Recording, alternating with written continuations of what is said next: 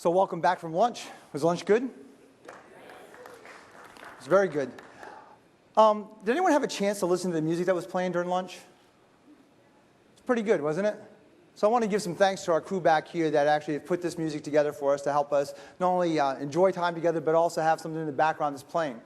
But as that music was playing, it brought back memories. There were some old songs, some classic rock and roll songs that were played from the 70s. You know, like Fly Like an Eagle was playing by Steve Miller.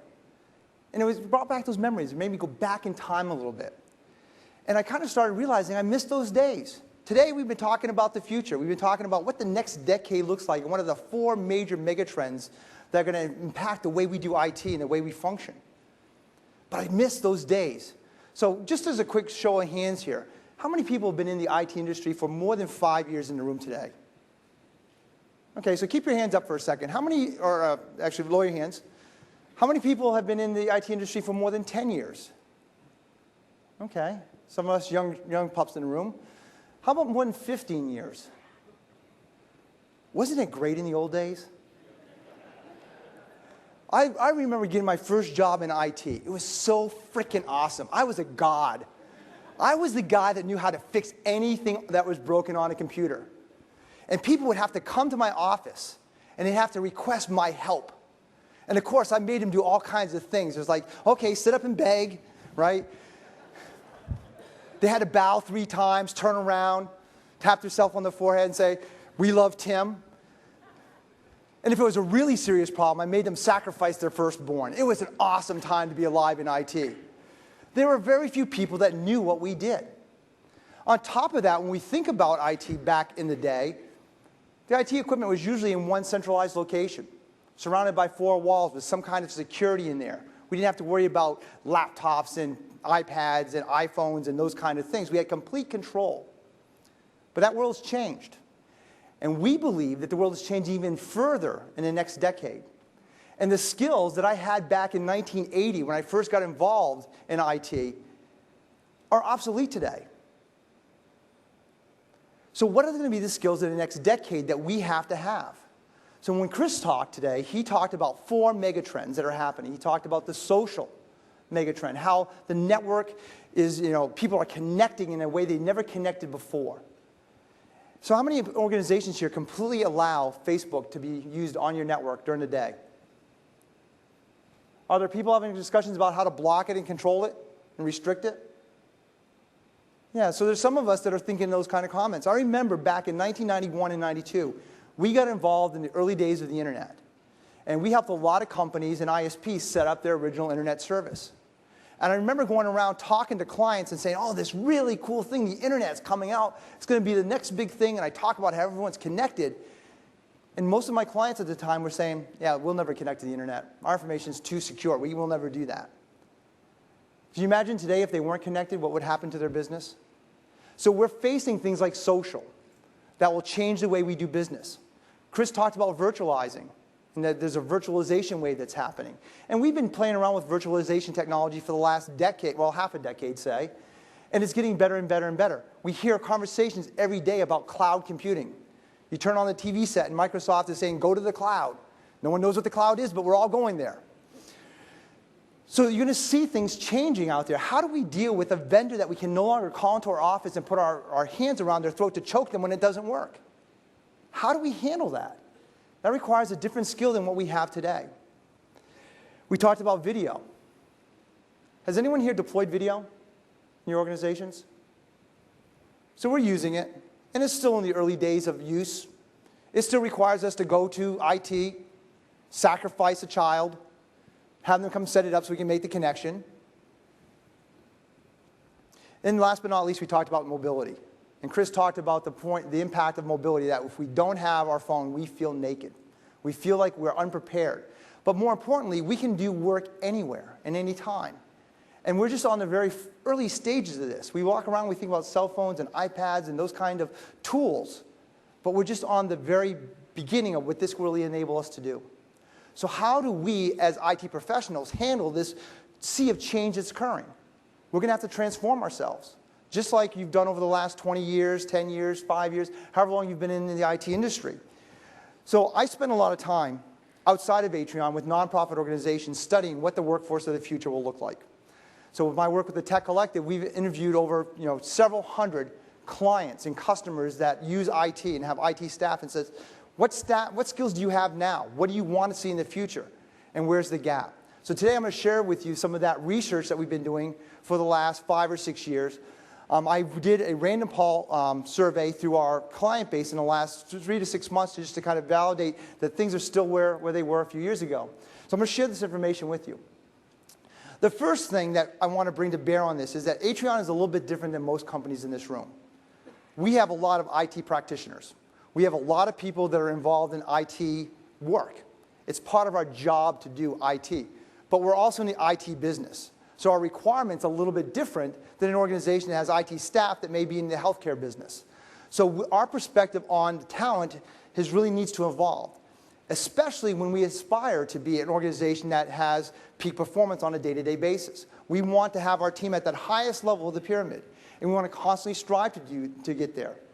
But not all people are ready to make that journey. You guys agree with that? So we've had to really rethink in the last 5 years how we find talent. It's become a critical part of our business. We had to completely reinvent how we do this. And we were like most IT organizations, whether it's an IT department or a company that's in the IT business. We spent 85 to 90% of our time assessing technical skills. You guys in the room that when you're interviewing people, you spend a lot of time on technical skills? What certifications do they have? Can they answer these 10 questions correctly? We get our most technical guys in a room and they drill them with questions for like 5 hours. We used to spend all our time there. And we found, as we were moving forward, that that wasn't the best way to approach it. So we started redefining what we would call the IT person, the IT employee. What do we look for in those individuals? And we broke it down to 3 basic elements. So if you go to your workbook, in your workbook on page 3, in the very top portion, there will be an element where I want you to write in what these 3 areas are that we've defined.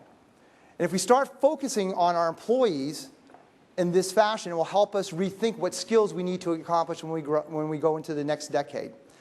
So the first area that we want to focus on is the technical skills. So the first element, the first attribute we want to see is the technical skills they possess. This is still an important element. If they can't do the technical IT work, they're not going to be effective in our organizations.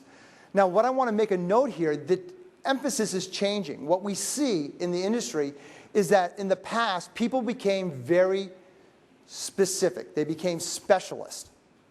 They focused on a very specific area, and they got deeper and deeper and deeper knowledge in that one area. So for example, they may be a Microsoft expert and they got really good at Exchange. And now they're the Exchange expert. And everything that they do to develop themselves is to really focusing on becoming better at Exchange. So the technical is the first one. And it covers things like the networking, systems, desktops, the programming skills that we need in IT to keep our organizations running. The second category is referred to as professional. These are the professional skills that we bring to the table. This is customer service.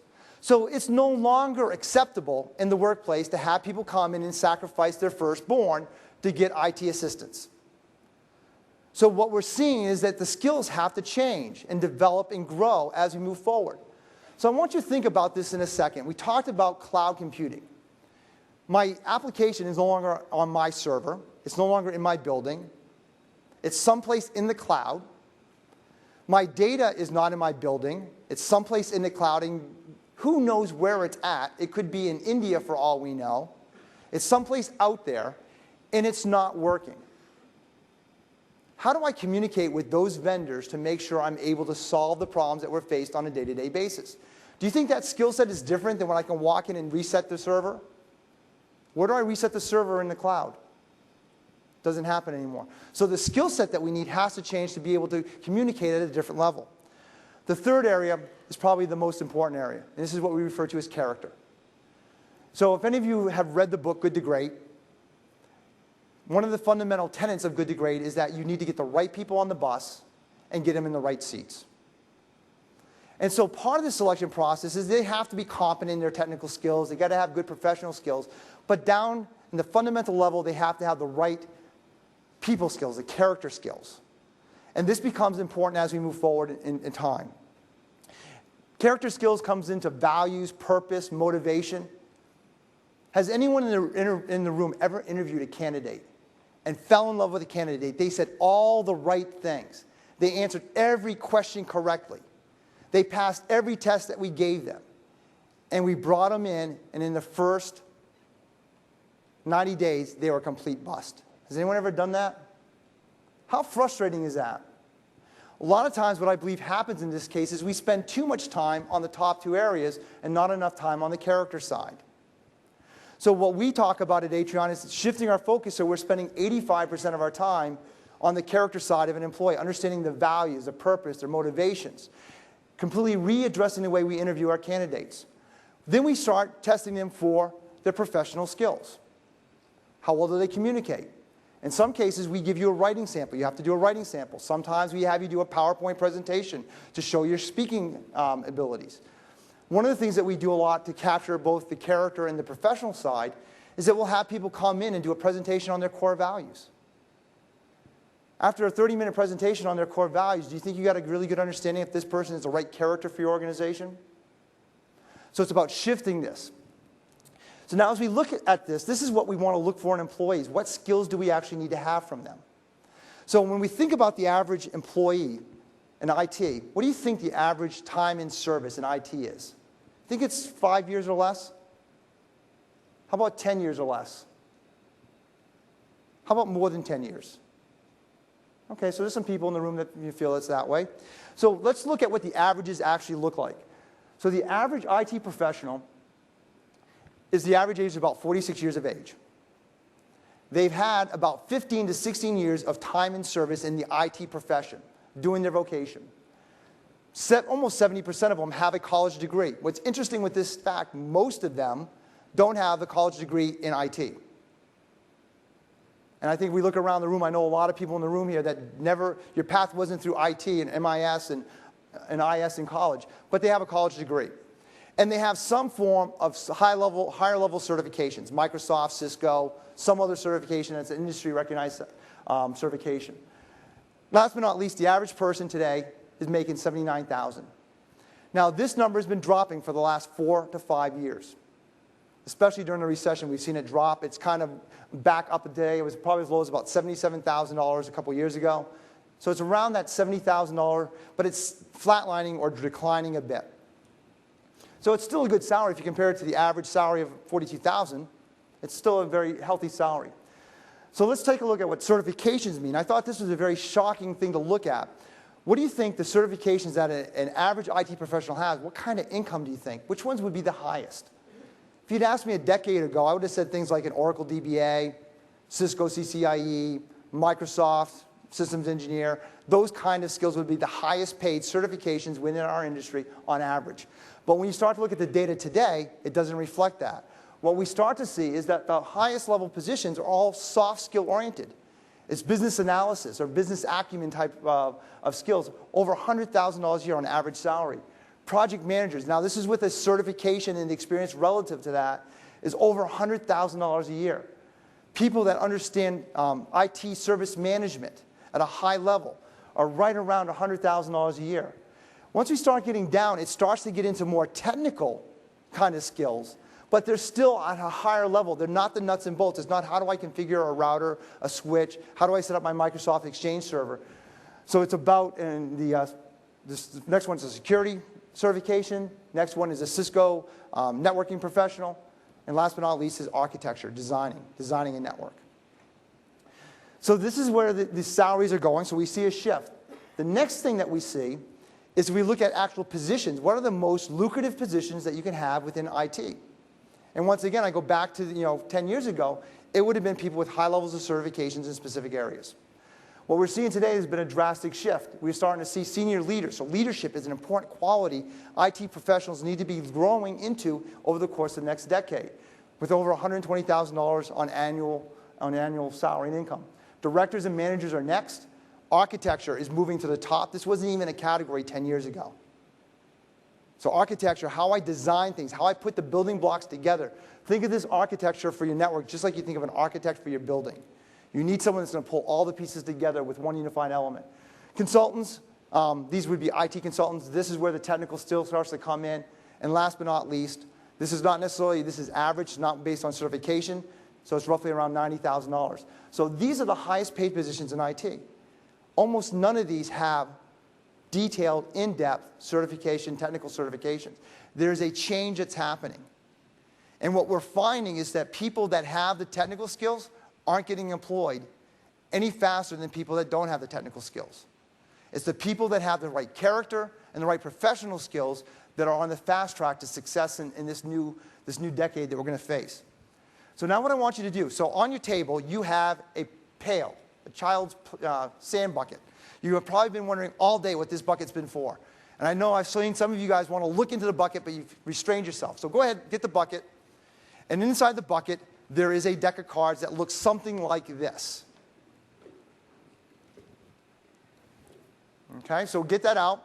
Now here's what we're going to do, is that we're going to do an exercise where we're going to have you do a discuss and decide exercise. There are 20 cards.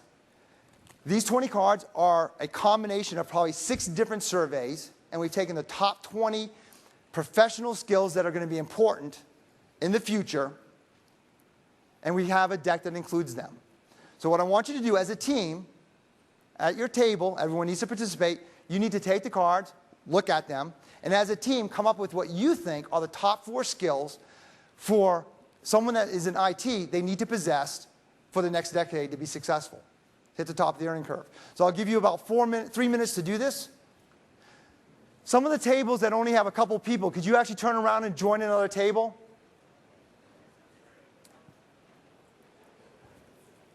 You may have to consolidate. No, just any, yep.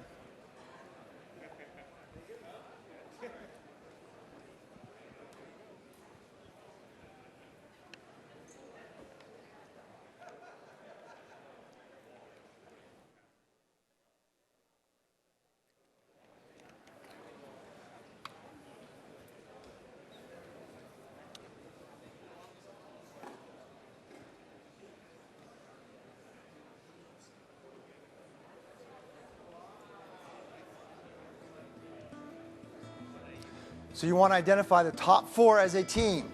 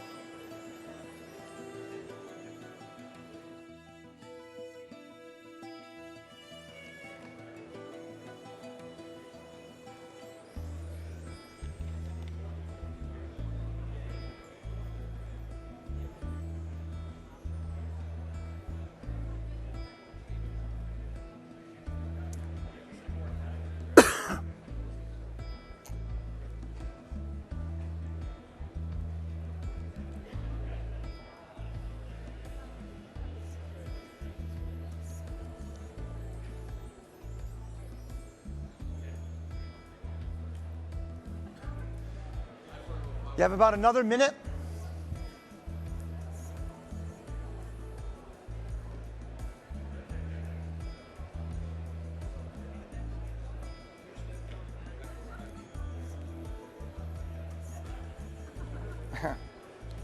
Give me that, I'll raise yours. What's that? Give me that one, I'll raise it. It's only 4. Just about a minute. Yeah. About a minute left.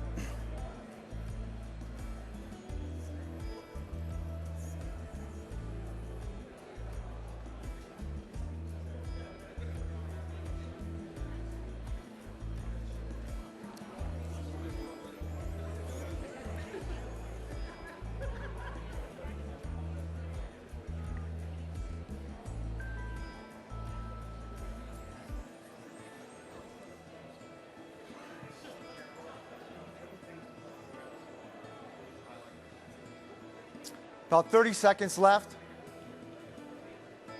Get it down to 4.